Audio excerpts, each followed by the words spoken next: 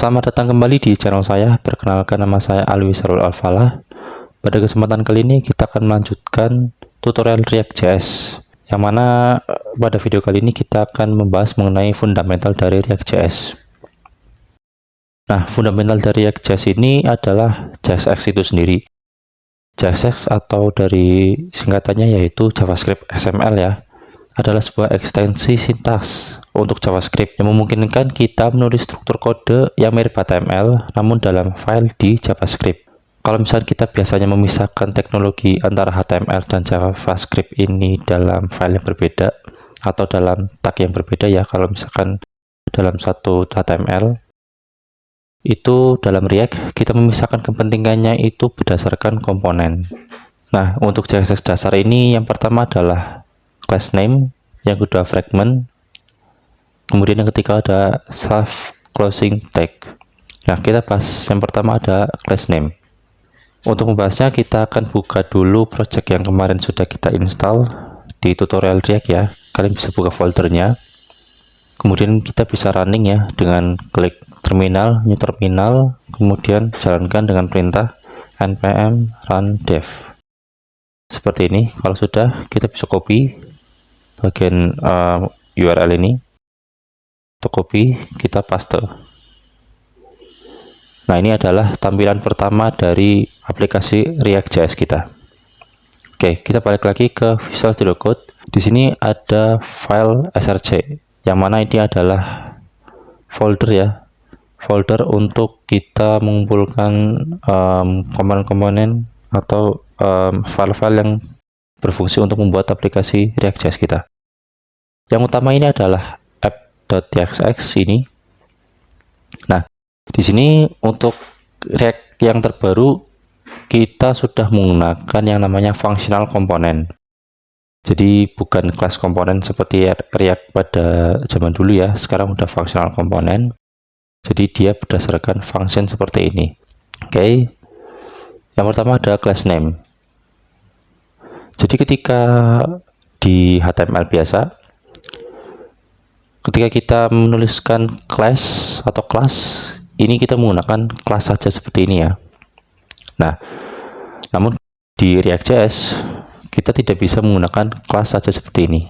Seperti yang kita lihat, langsung terdapat error ya, error di sini karena React itu dia untuk class dia menamainya dengan class name seperti ini, dan isinya itu sama saja seperti kelas-kelas pada umumnya di HTML.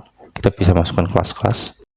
Namun untuk atribut kelas ini untuk React.js, dari yang awalnya kelas saja di HTML berganti menjadi class name. Kemudian ada fragment. Nah, fragment ini berfungsi untuk membungkus child komponen yang ada di dalam suatu komponen. Contohnya di file app.txx ini ya, masih di file sama. Ini bagian sini, ini disebut dengan fragment karena dia itu membungkus dari sini bawahnya sampai sini. Dia membungkus komponen di bagian fragment. Kenapa kita membungkus ini menjadi satu? Karena pada functional komponen dia itu hanya bisa mengembalikan satu baris untuk returnnya. Jadi kita tidak bisa membuat dua fragmen seperti ini. Kita tidak bisa. Nah, langsung error ya.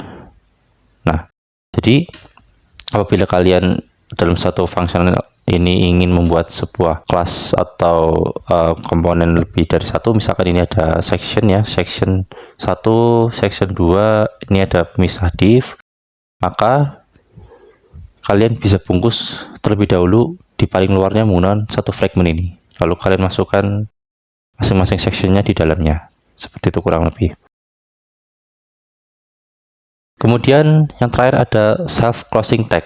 Oke, jadi di HTML semua tag itu dia mempunyai closing tag ya, kurang lebih seperti contohnya ini ada div, ini dia mempunyai closing tag seperti ini, /div. Kemudian section juga ada close tagnya ya, ini ada section, ini ada close tagnya. SVG juga sama, ada close tagnya, H2 dan lain-lain. Namun di JavaScript ini ada beberapa tag yang dia tidak mempunyai close tag ya, atau self close tag. Nah, seperti ini.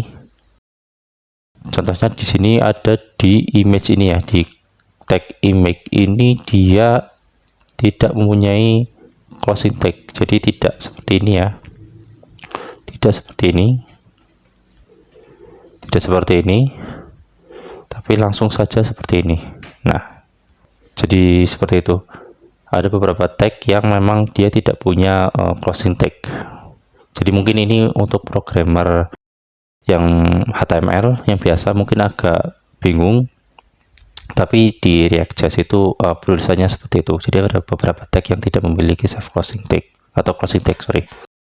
Nah, kemudian di sini ada import ya, seperti yang dibahas di video sebelumnya bahwa React.js ini menghubungkan antara HTML ini dengan JavaScript. Ini functionnya. Begitupun dengan importnya ya. Di sini ketika kita ingin mengimport sebuah file atau gambar seperti itu, kita bisa lakukan dengan import seperti ini. Kita renaming seperti ini, kemudian ambil dari mana? Dari aset ini ya, folder aset. Kemudian di image source-nya ini, alih-alih kita menggunakan tag 2, kemudian sumbernya di mana seperti ini, kita menggunakan namanya ya, dari hasil renaming di importnya seperti ini. Seperti yang dibahas tadi bahwa ini adalah gabungan ya, jadi penulisannya akan seperti ini. Nah, seperti ini juga langsung di sini ya fungsinya. Kurang lebih seperti itu untuk pembahasan mengenai fundamental dari React.js. Sampai ketemu lagi di video yang selanjutnya. Terima kasih.